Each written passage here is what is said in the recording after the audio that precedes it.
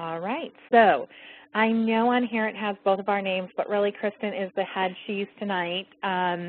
So I would like to now introduce Kristen Nolfi, who's going to lead the presentation on social media tonight. And Kristen, would you please start by sharing a little bit more about yourself? Sure. Hi, I am Kristen Nolfi. I am a parent guide with Guide by Your Side, and I do have a almost 2.5-year-old little boy who does wear bilateral cochlear implants. And so that's kind of how I started on this journey. And since then, I've just been trying to find out everything I can about hearing loss and how I can help him and help other families. So with that being said, one of the things that is huge right now is social media. And so I put together this presentation to let you all know what kinds of things are available on the internet that you might not even realize. So, social media, a world of deaf and hard of hearing resources. We are going to go ahead and get started. So the objectives of this presentation, hopefully you'll be able to learn how to use social media such as Twitter, Facebook, Pinterest, and YouTube to find resources and information relevant to you and your children or child with hearing loss, and also learn how Google Alerts can provide you with immediate news about a particular topic. And I will show you how that works at the end of the presentation. Okay, so why social media? Why is this so important? According to Pew Research Center, 74% of online adults use social networking sites as of January 2014. So obviously a lot of people are on these sites and a lot of people have great information to share, especially professionals who deal with children with hearing loss. So that's why we really focus on those Twitter and Facebook pages so that we can be up to the minute with all of the information they have. Okay, we are going to start with Twitter. So if you're like me, I don't have important things in my life that I feel necessary to tweet to other people. However, I did decide to get a Twitter account so that I can go ahead and follow other people who do have very valuable information. So for example, there are so many resources out there, foundations associated with hearing loss, and they will tweet all day long about the latest research, financial assistance resources, tips on wearing hearing aids, cochlear implants, information for parents, stories about people with hearing loss. And so if you find something, you run across something that makes sense to you or your family or your child, you can click on that and get more information. Here are a couple of examples of tweets. I just took some screenshots of my phone. And this is from the Hearing Health Foundation. And you can see in that first one, have you ever wondered how hearing aids work? Then you can click on that, find out more information. The next one is about World Health Day, learn how you can protect your hearing. The last one is an article about famous people who have conquered hearing loss and or tinnitus. So again, 3 completely different things, but all available through one particular foundation. On the second one about hearing loss never holding me back in music, did you know that babies with normal hearing spend 20 weeks in their mother's womb developing auditory skills? If you want to learn more about that, you could click on the link. And then also talking about if kids listen to music too loud with their earbuds, learning more information about that. So again, some things might pertain to you, some things might not, but the information is there if you are following this particular foundation. Another example is the A.G. Bell Association. Again, tons and tons of resources. Some things may apply, other things do not. But for example, that first box talks about sources of financial assistance for hearing technology, which is of interest to a lot of our parents. And so again, you can find more information there. On the second box, they're talking about free video-on-demand children's programming for students with disabilities. Again, something that people might be interested in.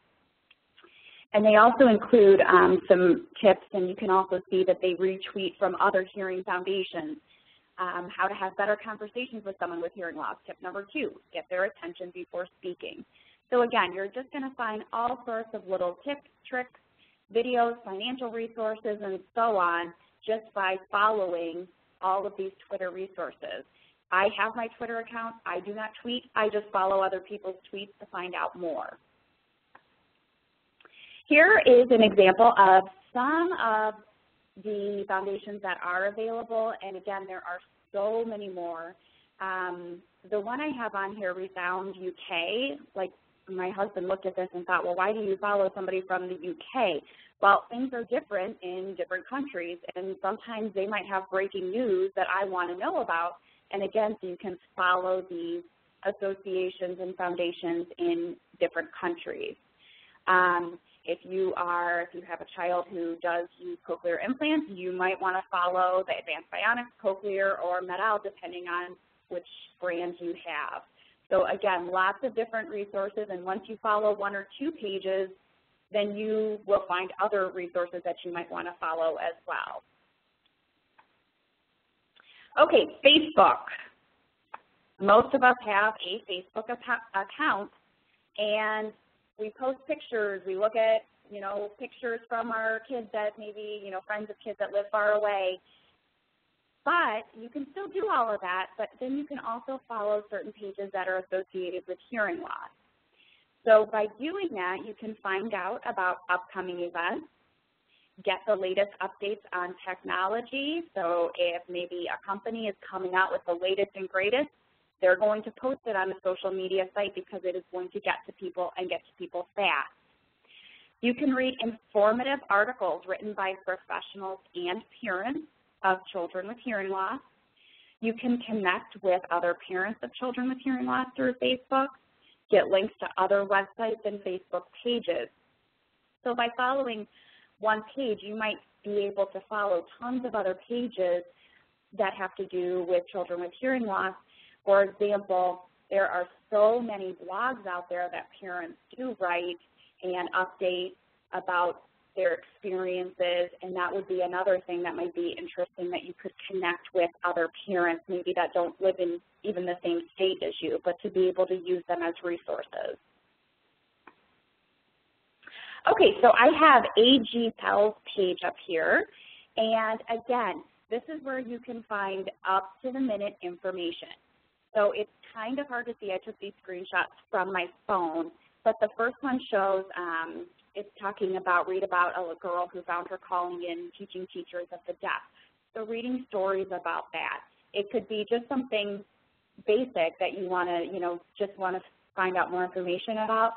Or, again, on the other slide, it's talking about the financial program, which is always of interest to me, finding out how we can apply or, get a grant for resources or schooling or such. So, again, Facebook is always updating their things just like Twitter feeds are. So here are a couple of screenshots from Illinois Guide by Your Side as well as Illinois Hands and Voices. On Illinois Guide by Your Side, Carrie's always posting when we're going to do Call for All, so those are always available. So you always know, things that are happening, upcoming events. Then on the Illinois Hands and Voices, the second page, it's talking about all sorts of shows that have captions. So again, that would be great to know if you're a teacher of the deaf or hard of hearing, or if you're a parent of a child with hearing loss. Those are great resources for you to know, and by following these pages on Facebook, you could find that information. Okay, Pinterest, one of my favorites, because a girl can dream. And I'm sure many of you have these beautiful pages where you have pinned all sorts of recipes, crafts, all sorts of things that you hope to do sometime in your life, and maybe you will. I hope to have a dream home. Most likely I won't. However, it's fun just to put these things on there. But I also learned through Pinterest that while having all of my, loves on there, I can also find a wealth of resources on hearing loss. So a girl can dream, but a girl can also find resources on hearing loss. So for example, Lynn Wood is an auditory verbal therapist in our area, and she has a Facebook page on, a Pinterest page on here that I follow, and she has so many different resources, and you can see that they're all you know, from apps for listening and language to audiology to auditory neuropathy. So she has all of these different boards that she makes, you know, different pins on, and so you can follow these and find a world of information.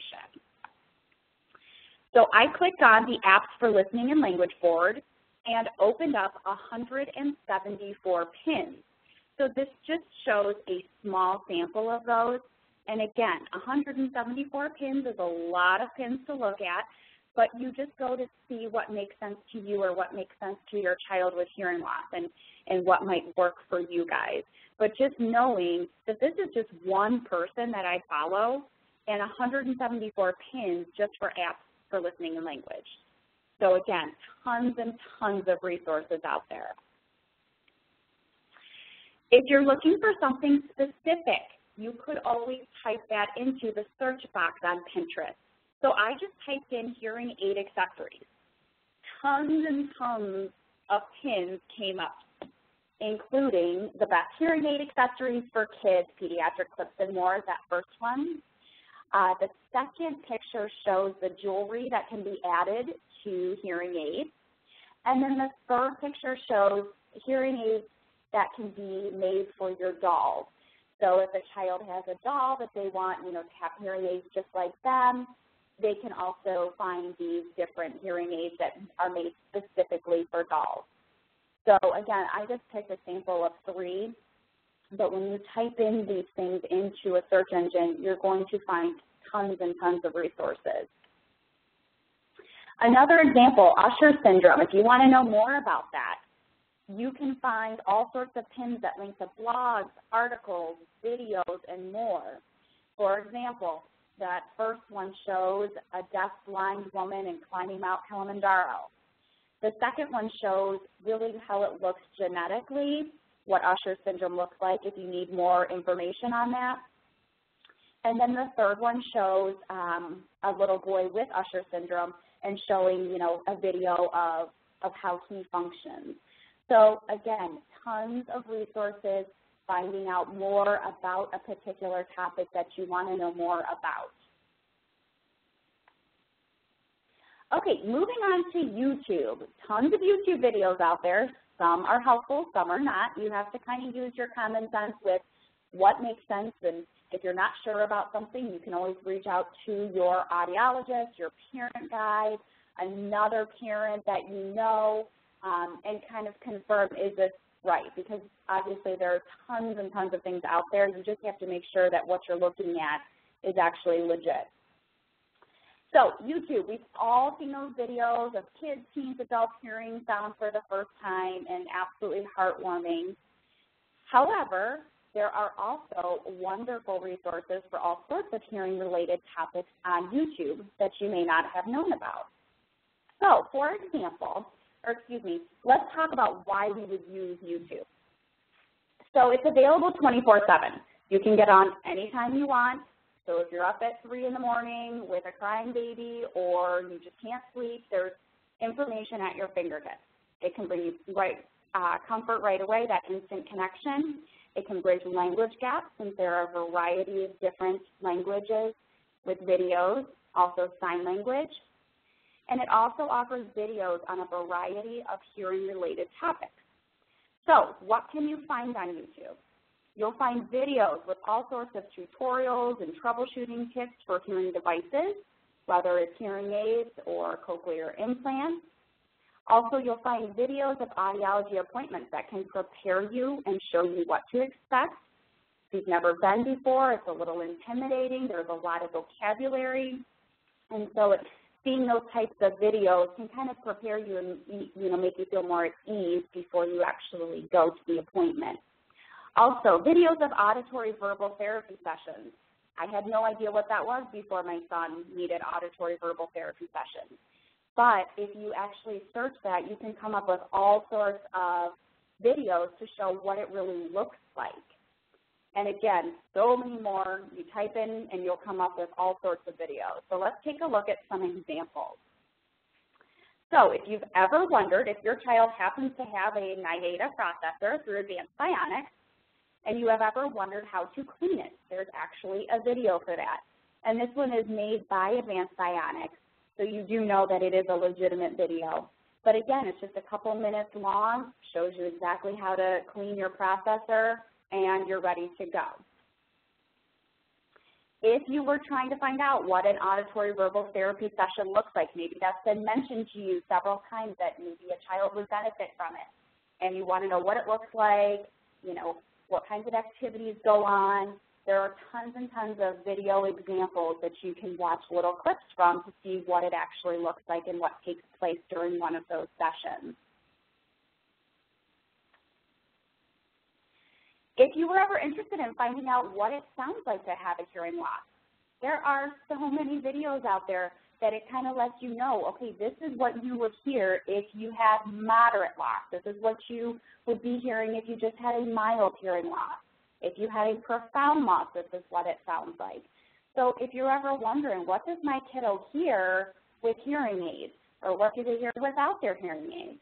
Or maybe what does it sound like with cochlear implants? It doesn't sound like, you know, our typical hearing. And these types of videos can let you know and kind of simulate what it actually sounds like for our children. Another example, cue speech. Maybe you've heard of people talking about it and you have no idea what it is. Go ahead and search that on YouTube. You will find all sorts of videos that will explain it to you and show you what it looks like. There will be people who are in a classroom and maybe doing the cue speech with other children in there, or maybe just people showing you what it looks like. So many different videos just on one topic though. Okay, moving on to Google Alerts. If you don't know about Google Alerts, it's a wonderful thing to set up with your email account. You can type in any sort of a list of items that you're interested in. These are all pertaining to hearing loss, obviously, but if you are in business, a lot of people will type in, you know, a business, their own business name, maybe their competitor's business name. So if anything comes up throughout the day where an article has been written or some sort of a link about that particular company, they will get an alert about it. So if you have a child with hearing loss or if you're working with families with hearing loss, you, again, probably want to know what's going on. If there's something in the news, whether, you know, there's a great story about a kiddo getting hearing aids or implants, or whether or not maybe a company is calling for a recall for their information. If you take a look, I have some examples on here. So you could always type in cochlear implants, hearing aids, Advanced Bionics, or another company, whether your child wears whatever device company it is. You might type in auditory verbal therapy. You might type in cue speech. Those are just examples. When you type those in, you can link it to your email account, and you will get an email each day with links that pertain to those topics that you entered. So let me show you. This is a sample email that I have received before. So I typed in cochlear implants and Advanced Bionics because those happen to be, you know, pertain to my son. So I got 3 links in one day that had to do with cochlear implants. So anytime cochlear implants or Advanced Bionics is in any sort of an article, I'm going to get links to those particular articles. And it may be something I'm interested in. It may not be, but at least I know that I'm getting firsthand knowledge of those topics being written about. The other one here, again, I got a couple of different emails about cochlear implants. One of them was about the hearing aid market. And so, you know, again, it might be something that's of interest to you. It might not be, but at least you have the information and you can choose what you would like to do with that particular information. Okay, at this point in time, I am going to turn it over to Carrie, who is going to talk to us about hashtags. Hello, this is Carrie. So I'm going to just wrap up with these couple simple slides here.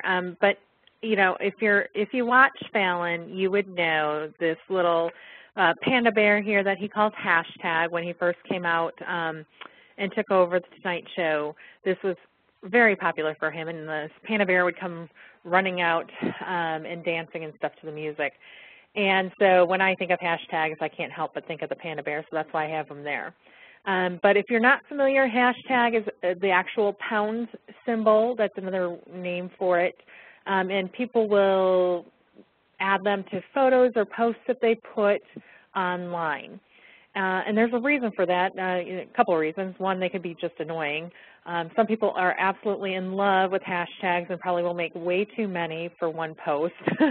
But there is some worth in that hashtag, and so we're going to kind of go through that now and kind of give you some ideas of what you can do and how to make the most of a hashtag. So hashtags, you would first think Twitter. That's, I think, where they really got started. But honestly, they work in a variety of different places. These are some of the supported platforms.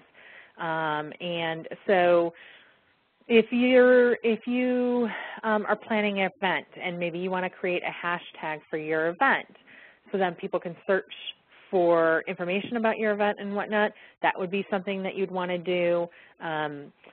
Businesses like, for instance, Phonak, maybe they would use a hashtag that says Phonak or Medell or so forth, and then you could search for recent listings or posts about that item. It's really a great and quick and easy way to find that stuff out in social media just by using a hashtag. One of the most popular ones, especially last summer, was the Ice Bucket Challenge. It's the same thing. So if you would go into Facebook, for instance, you can put in your hashtag of what you're searching for, and it would pull it up. And I have a sample of that on the other end here. So for instance, Illinois Hands and Voices had one of the limited edition Iron Man comics that we were going to have at our auction. And with that, there's a superhero in there, and her name, and I'm hopefully saying it correctly, is Saphira. And this is the female action figure that wears cochlear implants. And so when we created the posting on our Illinois Hands and Voices Facebook page, we used the hashtag Saphira. And so you can see that in the search box there. And so after I created that ad or that posting on our Facebook page, I went back and typed in the hashtag Saphira in the search block there, and it pulled up anything that had hashtag Saphira associated with it. So you can see at the very top there is the Illinois Hands and Voices auction ad, and then underneath that the Family Audiology and Hearing Services page with their ad. So like I said, just a quick and easy way to search, especially if you're looking for something specific like this. It really narrows it down quickly for you. So there you have it. That's the proper way to use a hashtag. Sometimes they can be quite amusing though when you read your friends' posts and they've got very amusing hashtags. So I believe that's all I had. Yes. But I do want to back up before we ask if there's any questions or comments. When Kristen had shared about Facebook, and especially for me, Facebook is one that I often use to kind of track and keep track of things. What we find in Facebook is that we're friends and we like things that we might not necessarily know the person who runs that organization, or we might not necessarily be friends with that person who is friends with another person that we do know, but we know them because of hearing loss.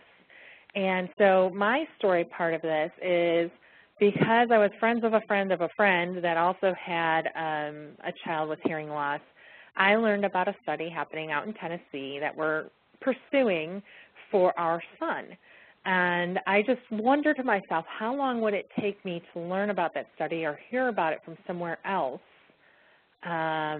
if it wasn't for social media? And interestingly enough, after I found out about the study and we started looking into it, I asked several of my professional colleagues if they've heard about it, and all of them had said, oh yeah, I did hear about that. But I sit there and I think, how long would it have taken them to say something to me about it, and would they? because they might not necessarily know our unique situation and maybe that I was exploring a different avenue. So that, I think, is one of the powers of social media.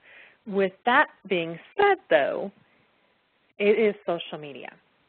So you have to be kind of careful of what's out there. Use your best judgment. If there's anything that you see that might be questionable, or, you know, you really wonder if that works, or, you know, you might think, huh, should I really try to clean my hearing aid with this, you know, home remedy or whatever it might be, definitely, if you're questioning it, I would ask somebody else. You know, refer to the professional, refer to other parents, and get opinions before you move ahead. But hopefully, for the most part, if you're following trustworthy pages, you're getting actual factual information, and you can, you know, go with that.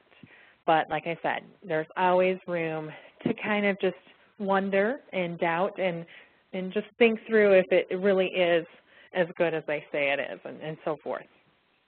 So that's what I have to share.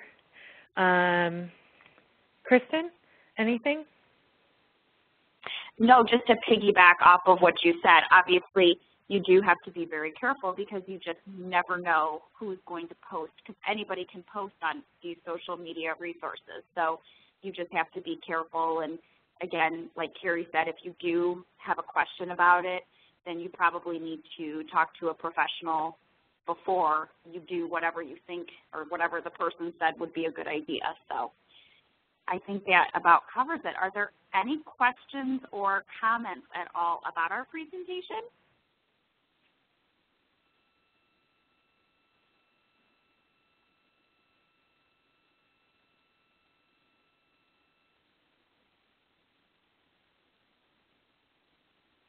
Hi, Kristen. It's Eva. Hi, this is Hi, Anita Eva. here. Oh, let's hear from Eva first. Hi. For the Google Alerts, so when you were saying that it'll send you an email, like anytime your specific topic comes up, is that like an email each time, or is it just like one email per day with all of the links? Great question. It is one email per day. So typically, I notice I get mine like right around 5 p.m. every day, and it may have one link on it or it may have 3 or 4. But yes, I just get one email once a day. Okay, thanks. Sure.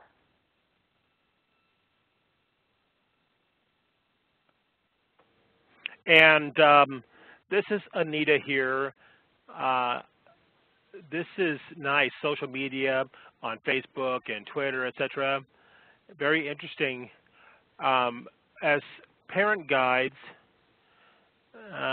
working with families, you know, each family has different, shall we say, resources to provide to meet their child's needs. So it depends on the child's hearing loss, so forth, what the parents' wishes are, like do they want their children to learn cute speech or ASL or speech and listening skills. I know not just only signing, there's a variety of different wishes, but having a Facebook group so you can disseminate information like that and get parents involved and find other families to get involved with and add pages and such, you know, and among like-minded parents and individuals. Wondering if that will happen. Is everyone okay with that? What do you think? In terms of, I guess, are you asking if we're going to put together our own Facebook page to create or to show all of these resources, or am I understanding the question correctly? Well, for us, this is really a nice place to get resources, but each parent guide to have their own, you know, several families that they work, say, each parent guide, they could look on Facebook and see per parent guide and other families from other parent guides, etc. They can all put resources on Facebook, say, in one place so that people can find other families to connect with and who have children who have the same needs and perhaps share resources and help their children thrive and do well. So just having crossover circles, if you will. I wonder if that would be a good, or if that would be in effect. Anita, this is Carrie. And I would say really the Illinois Hands and Voices and the Guide by Your Side pages are open to that. Families can comment, professionals can comment. You don't need to be the owner-operator of the page to make a comment. We frequently get messages sent to us because I think people are private and they want to ask their questions without everyone knowing what they're asking, and that is fine too. But, you know, they'll send a message privately and we will answer them or provide that resource. But through those pages, we often, especially Hands and Voices, because there's several of us moderating that page, we post probably daily, if not a couple times a day, all kinds of different resources, tips, events, and so forth.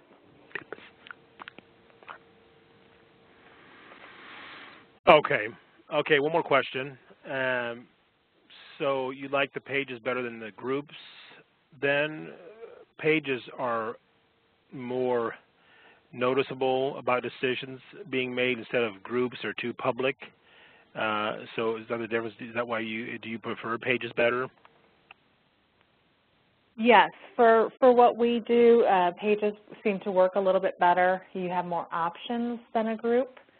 There are many groups out there. For instance, there are, I'm trying to think, parents of children with cochlear implants as one of them. Some of them become closed groups though, so once they get too full, the moderator might choose to close them. The only thing with that is those tend to be not regionally focused.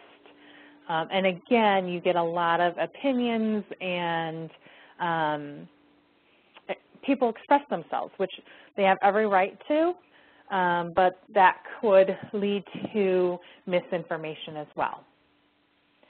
You know, Kristen shared at the beginning of her PowerPoint or during the YouTube part of that, you know, the first experience with a cochlear implant. Not everyone has that experience, but it's so misleading because those are the ones that you see out on the web. And that is not everyone's experience. That is not the typical experience. And so same thing can happen in group forums like that, that you might see more of a sway one way than the other, or not an even balance, I should say.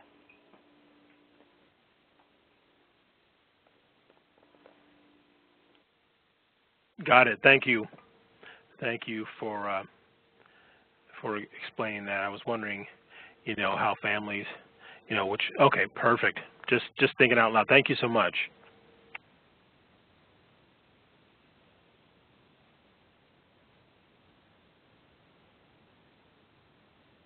No problem. This is Carrie. Any other questions?